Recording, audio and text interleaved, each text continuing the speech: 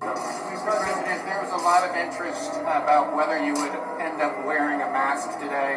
Could you just take us through your thought process of why you decided not to wear a mask? Well, I had one on before. I wore one in this back area, but I didn't want to give the press the pleasure of seeing it. But no, where I had it in the back area, I did put a mask on. Did you have the goggles on too as well, sir? I did. I had goggles and a mask right back there. Well, why would you not be And here's another one. Why would you not be wearing it? Because in this area, why would you not be wearing it here, sir? Not necessary here. Well, everybody's been tested, and I've been tested. In fact, I was tested this morning, so it's not necessary. But the executives are wearing it. Well, that's their choice. I was given a choice, and I had one on in an area where they preferred it, so I put it on, and it was very nice. It looked very nice, but they said not necessary here. Yeah, please. What about the example that it would set for other Americans? I think it sets an example both ways, and as they say, I did have it on. Thank you. Let's continue the discussion right now with Michigan's Attorney General, Dana Nessel. Attorney General, thank you so much for joining us this morning. You said right here on CNN that if President Trump doesn't wear a mask, he'll be asked not to return to any undisclosed facilities in your state. Is the president no longer welcome in Michigan? Well, I will say, speaking on behalf of my department and my office, that's right. That's exactly right. I mean, today's events were extremely disappointing and yet totally predictable. And I will say that, understanding, of course, that his own doctor, Dr. Fauci, his own medical expert, recommends the wearing of masks in public enclosed spaces. The CDC makes that recommendation. In Michigan, of course, now that is the law. And in fact, a court just upheld the governor's orders just hours ago, and even in Ford, it is their own policy. So the president is like a petulant child who refuses to follow the rules. And I have to say, this is no joke. I mean, you just reported that 93,000 people have died in the United States. He's in a county right now where over 100 people have died. I am 20 minutes away from him in Wayne County, where we've had over 2,300 people die. This is not a joke. And he's conveying the worst possible message to people who cannot afford to be on the receiving end of terrible misinformation. And it's very, very concerning. You wrote a letter to the president earlier before his visit, and you said this, among other things. Let me put it up on the screen. Anyone who has potentially been recently exposed, including the President of the United States, has not only a legal responsibility, but also a social and moral responsibility to take reasonable precautions to prevent further spread of the virus.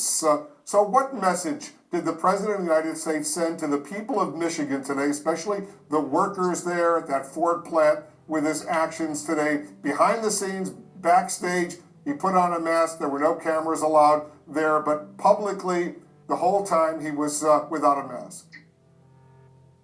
I think the message he sent is the same message since he first took office in 2017, which is, I don't care about you. I don't care about your health. I don't care about your safety. I don't care about your welfare. I don't care about anyone but myself. And he's continuously sent this message. And what I would say back is that even if you don't have a president of the United States that cares about the residents of this state, fortunately, you have a governor and you have an attorney general who do. And we are going to do everything in our power to protect you, even if you have a president who won't. Because you actually have threatened action against any company or facility, for that matter, that allows the president inside without a mask. So will this Ford plant, for example, face any consequences? Well, I think that we're going to have a very serious conversation with Ford in the event that they permitted the president to be in publicly enclosed places in violation of the order. They knew exactly what the order was.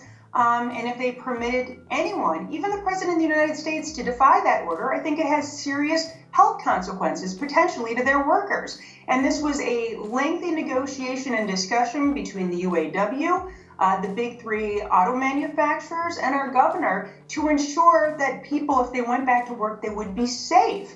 And this was a promise, it was a commitment that was made by the big three to our auto workers who have been getting sick and who we just opened up these plants again. Just on Monday, Ford already had a few plants that had to close down because people were testing positive again. The last thing we want to see is for this particular plant now to have to close its doors and shutter its doors again because someone may have been infected by the president.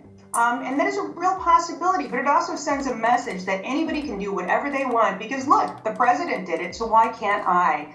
It's a terrible message to send. It's incredibly disappointing and is very disrespectful to the people of our state. You know, his explanation when a reporter asked him, why wouldn't you wear a mask? What's the big deal? Why not wear a mask? And his explanation, and I want your reaction to this, Attorney General. He said, I didn't want to, I'm paraphrasing a little bit, I didn't want to give the media the pleasure, he used the word pleasure, of seeing me wear a mask. What's your reaction to that?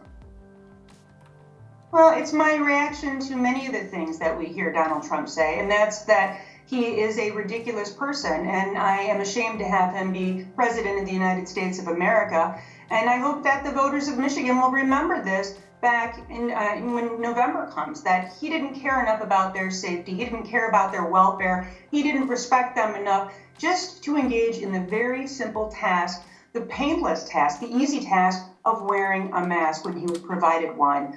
And so I hope that we'll have a new president soon enough who does respect people more than this president does. All the other people there that we saw, including all the top Ford executives, they were all wearing masks, which is the rule, which is the law. As you put forward, only the president, at least in the pictures we saw, refusing to wear a mask. Attorney General Dana Nessel, thank you so much for what you're doing. Thanks so much for joining us. Thank you. Bye-bye.